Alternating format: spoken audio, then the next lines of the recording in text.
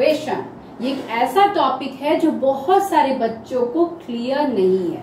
ठीक है, सो इसी टॉपिक के साथ हम स्टार्ट करेंगे आज का सेशन। ठीक है, चलिए मैंने क्वेश्चन लिया अकाउंट इक्वेशन से ताकि आपको मैं समझा सकूं किस तरह से अकाउंट इक्वेशन बनता है, और इजी वे में आपको ये समझाने की कोशिश करूंगी ताकि आप लोग बहुत अच्छे से समझ जाए और अपना एग्जाम 100% बेटर और अच्छा दे सके। ठीक है, चलिए क्वेश्चन ये है, so the account equation on the basis of the flowing transaction and prepare a balance sheet. Okay, बोला गया है कि आपको एक अकाउंट इक्वेशन बनाना है। ठीक है, ये सारे ट्रांजेक्शन्स का, और प्रिपेयर अ बैलेंस शीट। ठीक है, तो हम लोग सबसे पहले अकाउंटिंग इक्वेशन का जो है नॉर्मली जो आप देख रहे हो यहाँ पे मैंने फॉर्मेट किया हुआ है, इस पे पहले बनाएंगे फिर बनाएंगे बैलेंस शीट। चलिए, तो ये क्वेश्चन है आपका, पहला क्वेश्चन है, Mohan started business with cash, purchase goods on credit, purchase furniture for cash, paid rent ₹300 and salary ₹700, फिर आपका sold goods costing ₹12,000 on credit 15,000। इस तरह से क्वेश्चन मैंने सिर्फ 5 ही लिया है। ठीक है, ताकि आपको मैं 5 ही हेड में समझा सकूं बहुत इजी वे में। ओके, और इसका मैंने यहाँ फॉर्मेट बनाया। फॉर्मेट क्या होता है कि assets equals to liabilities plus capital, assets equals to liabilities plus capital. Assets में सारा हेड्स एसेट्स का आ जाएगा और लायबिलिटीज में होता है क्रेडिटर प्लस कैपिटल। और एसेट साइड में आप देखो मैंने क्या क्या लिखा है, पहला है कैश, सेकेंड है स्टॉक, थर्ड है फर्नीचर एंड फोर्थ है डेटर्स। ये आपका क्वेश्चन के अकॉर्डिंग भी जाता है, या तो आप हर क्वेश्चन में इसको लिख भी सकते हो। ठीक है, बेसिकली क्या है कि ये जो है आपका नॉर्मली हेड है, और इसके अकॉर्डिंग जो है क्वेश्चन के अकॉर्डिंग हम लोग लेते हैं इस चीज को, ताकि इजिली जो है सॉल्व हो जाए, है ना। अब सारे हेड को ले लिया, वो सारे आइटम है ही नहीं क्वेश्चन में, तो फिर क्या फायदा है। चलिए, ये मैंने आपको बता दिया कि मैंने क्या क्या यहाँ पे हेड्स लिए हैं। अब मैं क्वेश्चन स्टार्ट कर रही हूँ आंसर के साथ और एक्सप्लेनेशन के साथ। चलिए, पहला है, Mohan started business with cash 40,000। Mohan नाम का एक व्यक्ति, एक पर्सन बिजनेस स्टार्ट कर रहा है कैश के साथ, और कैश कितना है 40,000। ठीक है, 40,000 से वो अपना बिजनेस स्टार्ट कर रहा है, तो कैश के कॉलम में 40,000 जाएगा, कैश से स्टार्ट कर रहा है तो, और कैश से स्टार्ट कर रहा है तो बिजनेस का क्या बढ़ेगा, कैपिटल बढ़ेगा। क्या बढ़ेगा, कैपिटल बढ़ेगा। तो कैश आपके कैश के कॉलम में आप कितना अमाउंट दोगे, 40,000 रुपीज। स्टॉक का कोई मतलब है इसमें, no. Furniture, no. Debtors, no. Liabilities, no. क्या बढ़ा, कैपिटल। कितने से, उतने ही अमाउंट से, 40,000 से। ओके, देखो क्लियर है। नेक्स्ट है, परचेज गुड्स ऑन क्रेडिट। यहाँ पे गुड्स खरीदा गया है क्रेडिट पे, मतलब उधार पर, उधारी उधारी जो जहाँ पर हम लोग पैसा नहीं देते हैं, बिना पैसों से सामान ले लेते हैं, बाद में पेमेंट करते हैं उस चीज का। ऐसा नहीं कि फ्री ऑफ, वो तो फ्री हो जाएगा, क्रेडिट नहीं होगा, बाद में आप उस चीज का क्या करते हो, पेमेंट करते हो।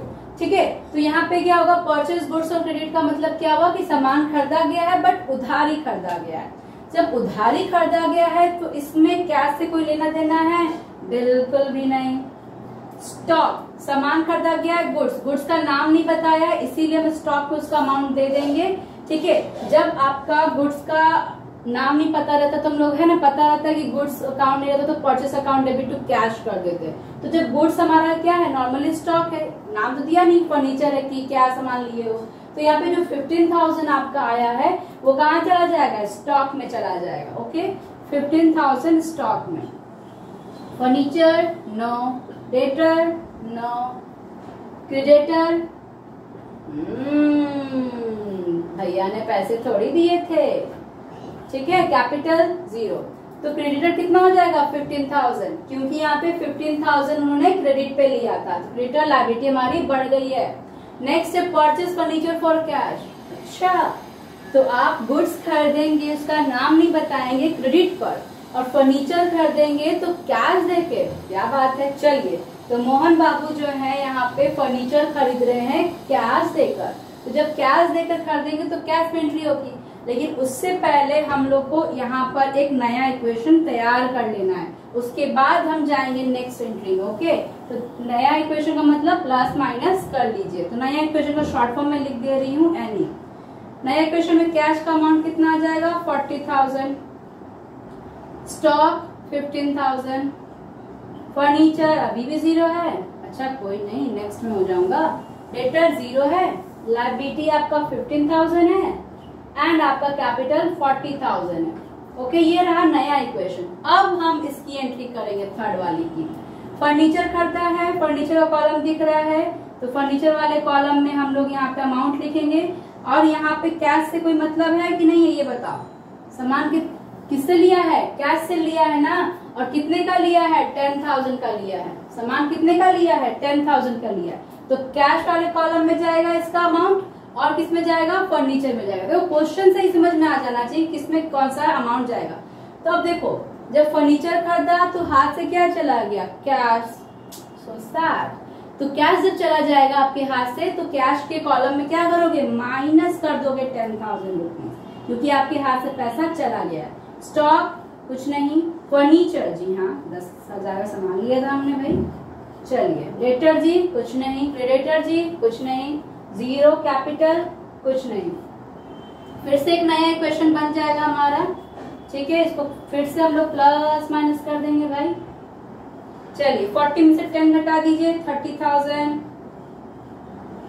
नए इक्वेशन में ये 15 का 15 हो जाएगा, ये 10 का 10 हो जाएगा। अभी भी 0 चल रहा है, कौन डेटर भैया, कोई बात नहीं। इनका हो जाएगा क्रेडिटर का 15,000 एंड कैपिटल का हो जाएगा 40,000 रुपीज, ठीक है। नेक्स्ट क्वेश्चन है यहाँ पे पेड रेंट। फिर से देखिए हाथ से क्या जाएगा बच्चों, कैश जाएगा और 300 का रेंट है, सैलरी है 700, टोटल 1,000 रुपीज का कैश मेरे हाथ से चला गया। तो चला गया, सो सैड, 1,000 माइनस कर दीजिए। स्टॉक से कोई मतलब है बिल्कुल भी नहीं, तो रेंट पे किया, सैलरी पे किया, तो फर्नीचर और डेटर लेकर क्या करेगा।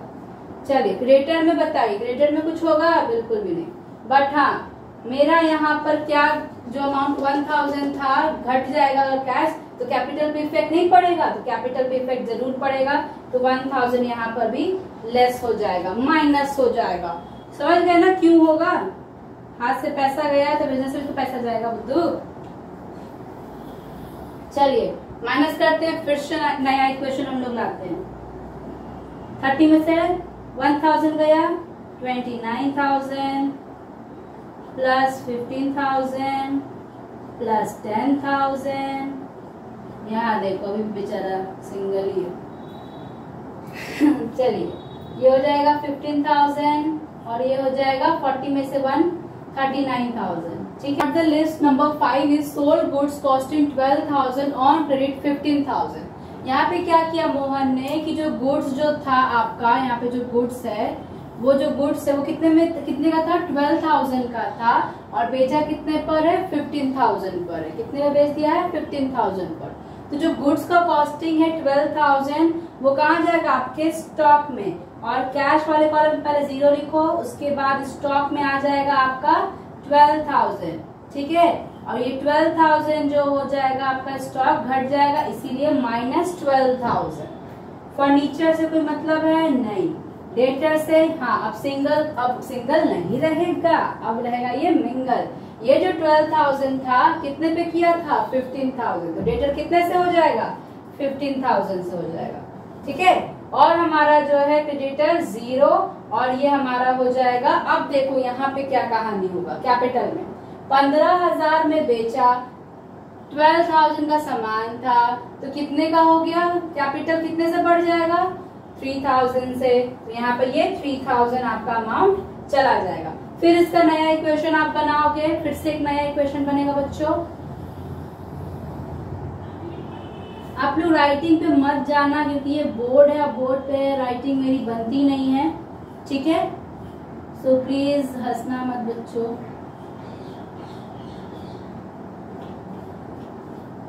$10,000 ये 15,000, ठीक है। यहाँ पे आपका 15,000 आ जाएगा और ये हो जाएगा प्लस होकर 42,000, ये आपका जो लास्ट का जो अमाउंट आया वो आपका हो गया बैलेंस।